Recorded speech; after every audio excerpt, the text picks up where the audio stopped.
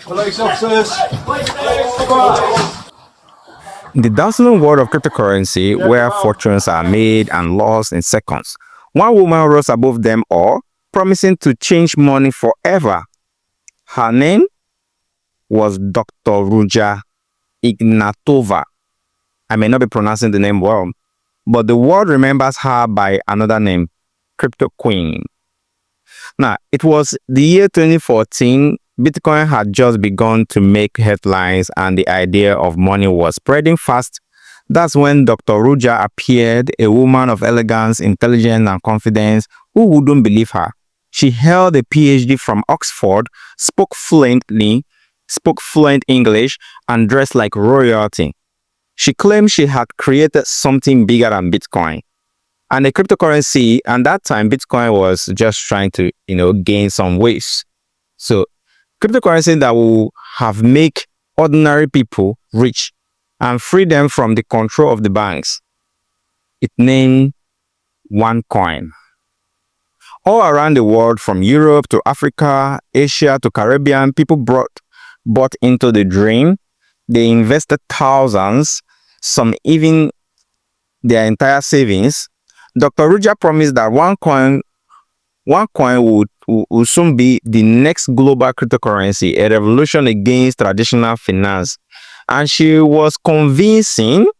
Her voice was so powerful, her confidence was like a magnet, so magnetic. Even government and bankers began to take notice. But behind the glamour and applause, something was wrong. Unlike Bitcoin, OneCoin didn't actually exist. On any real blockchain, not on any blockchain. There was no open ledger, no miners, no transparencies.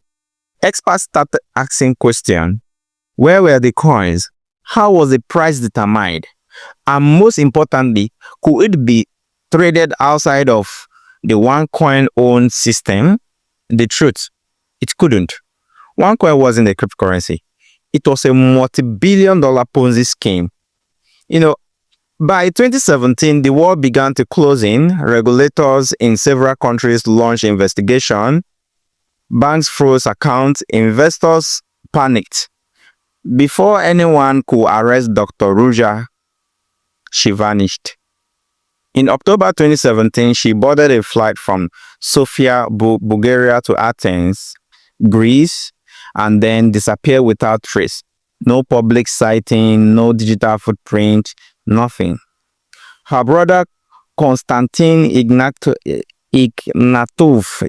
if I get that name right, I'm going to write it on the screen, later admitted that in court that OneCoin had defrauded investors over $4 billion. He pleaded guilty, but Ruja, she became a ghost. The FBI added her to its 10 most wanted list. Interpol issued global alerts, and the world began to speculate. Some believe she changed her identity and lived under protection with stolen money. Others say she may have been betrayed and silenced by those she trusted. To this day, no one knows for sure until now. But before we go on, the story of the Cryptoqueen isn't just about greed or deception. It's warning. In a world driven by hype and fast profit, people often forget the oldest rule in finance. If it sounds too good to be true, it probably is. Dr. Ruja promised freedom but left behind destruction. She promised wealth but stole trust. And as the world continued chasing the next big crypto dream, her shadow still looms. A reminder of how belief, when blinded by greed, can build an empires of lies. Okay, so now the news right now is that she has been caught, which you are seeing in this video right now, whereby the UK police. So just like you are seeing in this video, in August 2024, UK took a bold step into the long-run saga of the Cryptoqueen. Although she remains missing, the High Court of Justice in London issued a global asset freeze against her key associates, against her and her key associate, a dramatic move aimed at preserving the billions allegedly stolen to the OneCoin scheme. At the same time, the U.S. authorities have raised the bounty for her capture to $5 million. Yet, despite the headline, there has been no arrest. The mastermind remains at large, and the victims still wait for justice to catch up. Until now, the UK police actually caught her. If you look at her, she's actually, very looking very different right now, very fat or something. Okay. Sorry to use the word fat.